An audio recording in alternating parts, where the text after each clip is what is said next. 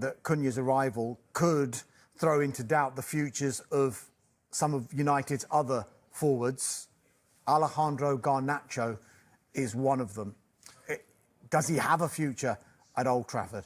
It certainly feels like the noise is coming out through social media and from the player. It feels like his days at Old Trafford are numbered. Of course, the club's position will be the same. We don't want to sell any of our superstars. And at 20 years old, and someone that could be hugely influential for many years to come, they're not going to want to let him go for cheap. However, he would be one of those players that represents 100% profit on PSR. So therefore, if Manchester United are looking to rebuild, Garnacho's name could be in that circle of players. They think, well, actually, that could maximise income for us, which would allow us to invest in other areas of the squad. I think there's a couple of interesting things we saw on Instagram from Alejandro Garnacho, a rather cryptic message. You can take what you want. Of course, Manchester United finished the season and then went out to the Far East to play some money-driving games. And he said, finally, obviously on an airport runway there, with a, was that a crying emoji, a praying emoji, and then a palm beach emoji. Finally, he's getting his opportunity. Finally, his season's coming to an end. Is he saying there that finally we're back from this pre-season tour and I didn't want to go on it? Is that why it's controversial? Because he's... Maybe. And that's stepping out of line, because obviously if you're a Manchester United player, United are paying you, and if you are going on a post-season tour, that's what you have to do.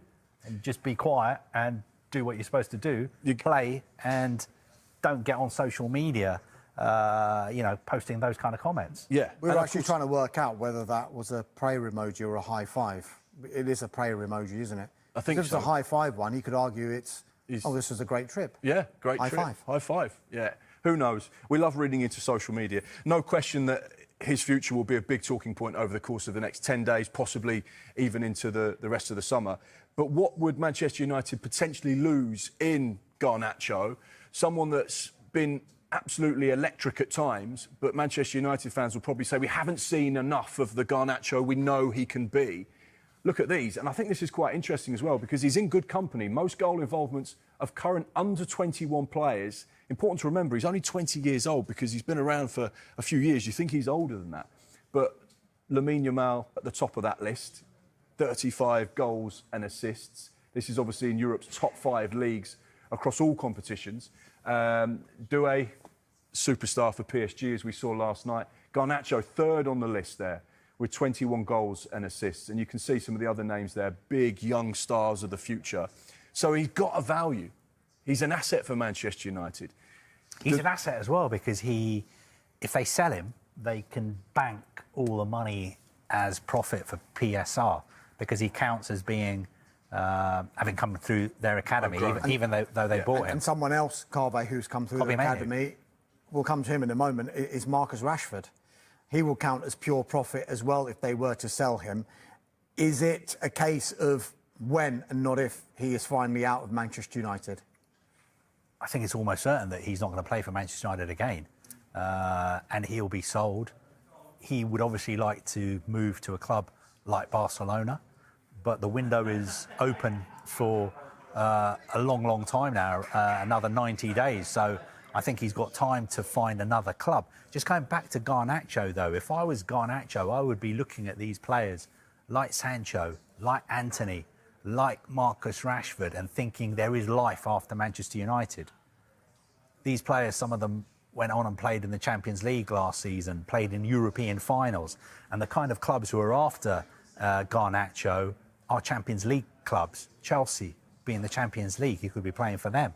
Napoli, Champions League, Club World Cup, champions of Italy, he could be playing for them. I think Alejandro Garnacho is a fantastic player, but we've seen in recent times some very, very talented players have struggled to develop at Manchester United for whatever reason. And I'm sure if he leaves United, he will go on to great things, perhaps in the same way as Scott McTominay, for instance, or Rashford. We saw what he could do at Aston Villa. It's just sad that it's going to end probably the way it has ended for him at United, and obviously he stepped out of line a few times and upset the management there and Rúben Amorim. But he's a young player. You know, sometimes young players make mistakes. Just very quickly, Mark, lots of other players, it seems, could have their futures up in the air at Old Trafford as well. Well, every player has its price, and ultimately, as we've already discussed on the show earlier on, you know, Manchester United are in a position where they need to make sure that they're sustainable financially, and the rebuild that they want to do this summer, they have to fund it somehow, because Sir Jim Ratcliffe has made it quite clear there isn't an endless pot of money at Old Trafford. They are going to have to be clever, they're going to have to be astute. I know Carve's mentioned the likes of Anthony, obviously a huge investment for him, 100 million euros. You know, what will they claw back from him being away at Real Betis if they were to sell him? Marcus Rashford, Garnacho, Sancho, Kobbie Mainoo. There are young players there. There are players that they want to shift off the wage bill as well. Some of the high earners, the likes of Casemiro and so on and so forth. So I think Manchester United are, without question, a club to watch to see what they can do. And they will try and financially navigate their way through this window to put themselves in the best possible position. And that might mean selling some of these young big stars. Carve another club to watch. What's going to be left at Manchester United? Sorry? What's going to be left? I mean, he's going through all these, you know, the players who could be leaving, and, I mean, I suppose there's Cunha. Well, I suppose you could argue Rúben Amorim wants to bring in the players that are going to fit into his style and his formation, and he probably has been there. What happens if that doesn't work? Well, let's cross that bridge. That's football, as they say. I guess it doesn't help Manchester United that... Statement signing for United, because most people, one, would be saying, if you're not a United fan, why does he want to go to Manchester United? He's a great player. United are not in the Champions League. They're not in Europe at all. Surely he wants to move to a club who are in the Champions League. But that's not the case, because Matheus Cunha thinks United are still one of the biggest clubs in the world. He loves Manchester United, and he is delighted that he's got this move. And United, where they're getting the money, people are saying, hey, I thought their co-owner said they've got no money. They were going to run out of cash. Where's this money coming from? Well, United are still a massive cash-generating, revenue-generating machine.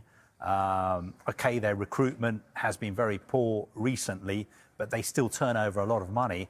And this transfer fee is being paid in 3 instalments. And also there are lots of players who they may sell this summer as well to balance the books. So a good deal for Manchester United on paper, a good deal for Cunha. He's got his dream move.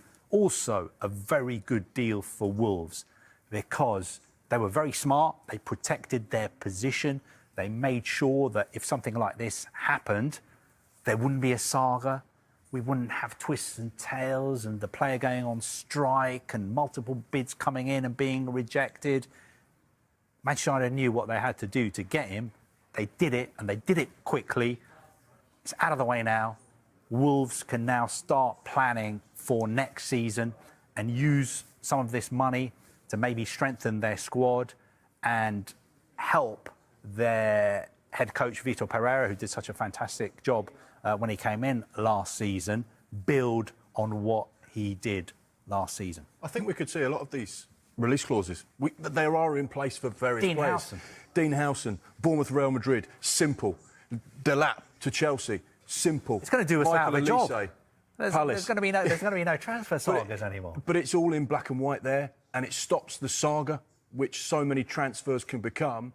And therefore, if the players are happy on the players' side and the representatives, the clubs think, well, actually, we're happy with that deal. We sold him for that price, we'd be happy. It makes everything so much more smooth. And I think you'll see a lot more of that in Premier League deals moving forward. Mark, Harvey mentioned the fact Manchester United's transfer window has ignited with significant developments involving key players Alejandro Garnacho, Marcus Rashford, Kobbie Mainoo, and Jadon Sancho, as the club navigates a critical summer rebuild under Rúben Amorim.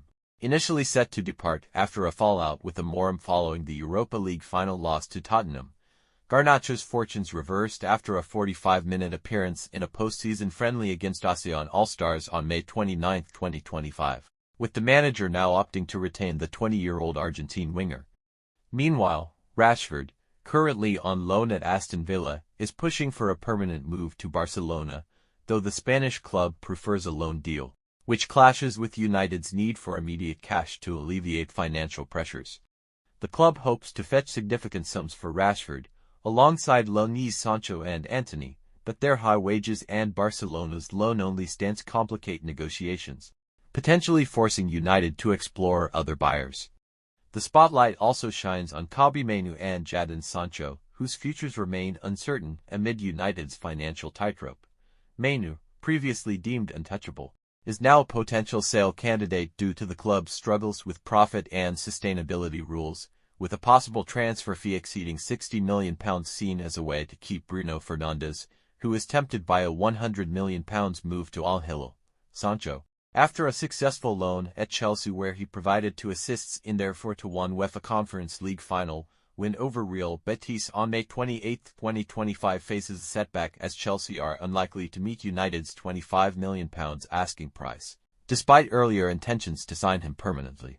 With the transfer window open from June 1, 2025, and new owner Sheikh Jassim bin Hamad Al Thani providing financial backing, United's ability to balance sales and reinvestments will be crucial, especially as Amorim aims to integrate recent signings like Matheus Cunha and new defenders into a squad desperate for a Premier League resurgence.